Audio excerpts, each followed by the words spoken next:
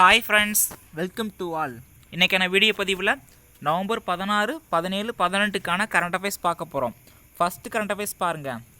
Reserve வங்கி innovation மையத்தின் தலைவராக நியமிக்கப்பட்டவர் யாருன்னா கிரீஸ் கோபாலகிருஷ்ணன்.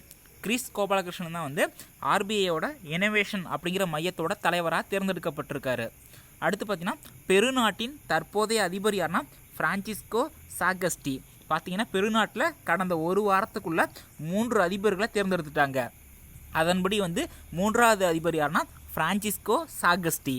பெரு அப்படிங்கிறது தென் அமெரிக்காவில் இருக்க ஒரு நாடு தான் இந்த பெரு. இந்த பெருநாட்டோட தற்போதைய அதிபர் யாருன்னா ஃப்ரான்சிஸ்கோ சாகஸ்டி. அடுத்து பார்த்தீங்கன்னா சமீபத்தில் அனைத்து விதமான போட்டிகளில் இருந்தும் ஓய்வு பெற்ற இந்திய கிரிக்கெட் வீரர் யாருன்னா சுதீப் தியாகி. சுதீப் தியாகி தான் சமீபத்தில் ஓய்வு பெற்ற இந்திய கிரிக்கெட் வீரர். இவர் ஓய்வு பெறும்போது யாருக்கெல்லாம் நன்றி தெரிவித்தார்னா டோனி மற்றும் ரெய்னா அப்படிங்கிற 2 கிரிக்கெட் வீரருக்கு நன்றி தெரிவிச்சிருக்காரு. ஒபாமா அவர்களோட சுயசரிதை பேர் ஏ ப்ராமிஸ்ட் லேண்ட் அப்படிங்கிற ஒரு நூலை 2 பாகமாக வெளியிட போகிறாரு. அதுதான் அவருடைய சுயசரிதை. இதில் பார்த்தீங்கன்னா அதிகமாக இந்தியாவை பற்றி தான் சொல்லியிருக்காரு. கரோனா தடுப்பு பணியில் சிறப்பாக செயல்பட்டு WHO உலக சுகாதார மையத்தோட பாராட்டை பெற்ற இந்திய மாநிலம் எதுனா உத்தரப்பிரதேசம்.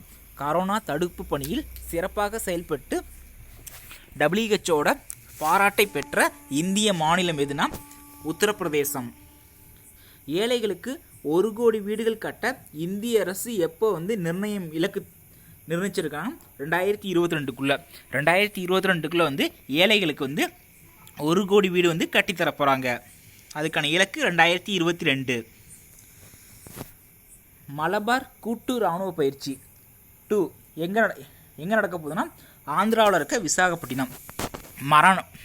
மலபார் கூட்டு இராணுவ பயிற்சி இது ஒரு கடற்படை பயிற்சி. இதில் அமெரிக்கா, இந்தியா, ஆஸ்திரேலியா, ஜப்பான் ஆகிய நாடுகள் கலந்துக்க போகிறாங்க. இது நடைபெறுற இடம் ஆந்திராவில் இருக்க விசாகப்பட்டினம்.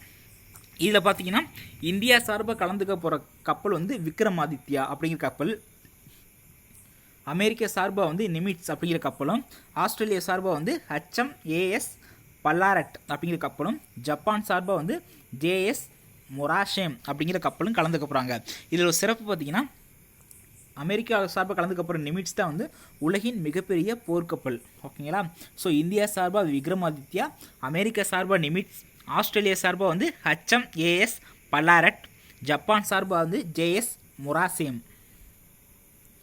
ஸோ மலபார் போர் பயிற்சி யாருன்னா அமெரிக்கா, இந்தியா, ஆஸ்திரேலியா, ஜப்பான். நடைபெற இடம் ஆந்திரா விசாகப்பட்டினம். சென்னையில் அறிமுகம் செய்யப்படும் உயர்தர பெட்ரோல் பார்த்திங்கன்னா பவர் 99 அப்படிங்கிற ஒரு பெட்ரோல் அறிமுகப்படுத்த போகிறாங்க. இது யாருன்னா ஹிந்துஸ்தான் பெட்ரோலிய நிறுவனம் தான் இதை உருவாக்கியிருக்காங்க. ஸோ சென்னையில் அறிமுகம் செய்யப்பட்ட உயர்தர பெட்ரோல் பவர் 99. கற்போம் எழுதுவோம் இயக்கம், அதில் இருக்கிற கற்போர் மற்றும் ஆசிரியரோட டீட்டெயில்ஸ், அதாவது விவரங்களை பதிவு செய்ய உருவாக்கப்பட்ட ஒரு மொபைல் ஆப் TNEMIS அப்படிங்கிற ஒரு செயலி. இந்த கற்போம் எழுதுவோம் இயக்கம் என்னன்னு பார்த்தீங்கன்னா புதிய வயது வந்தோர் கல்வி திட்டம் தான் இந்த கற்போம் எழுதுவோம் இயக்கம். 15 வயசுக்கு மேலே படிக்காதவங்க எல்லாமே இதனால் பயன்பெறுவாங்க. ஸோ கற்போம் எழுதுவோம் இயக்கத்தில் இருக்கிற ஆசிரியர் மற்றும் மாணவர்களோட டீட்டெயில்ஸை ஃபில் பண்ண உருவாக்கப்பட்ட ஒரு ஆப் மொபைல் ஆப் TNEMIS. சூரிய சக்தி மூலம் இயங்கும் இஸ்திரி பெட்டி. சூரிய சக்தி மூலம் இயங்கும் இஸ்திரி பெட்டியை உருவாக்கிய ஒரு மாணவி வினிஷா உமாசங்கர். சூரிய சக்தி மூலம் இயங்கும் இஸ்திரி பெட்டியை உருவாக்கிய மாணவி வினிஷா உமாசங்கர். இவங்களுக்கு ஸ்வீடன் நாட்டோட விருது கிடச்சிருக்குது. திருவண்ணாமலையில் பிறந்த பெண்ணு தான் இந்த வினிஷா உமாசங்கர். இவங்களுக்கு இந்த சூரிய சக்தி மூலம் இயங்கும் இஸ்திரி பெட்டியை கண்டுபிடிச்சனால இவங்களுக்கு ஸ்வீடன் நாட்டோட விருது கிடச்சிருக்குது.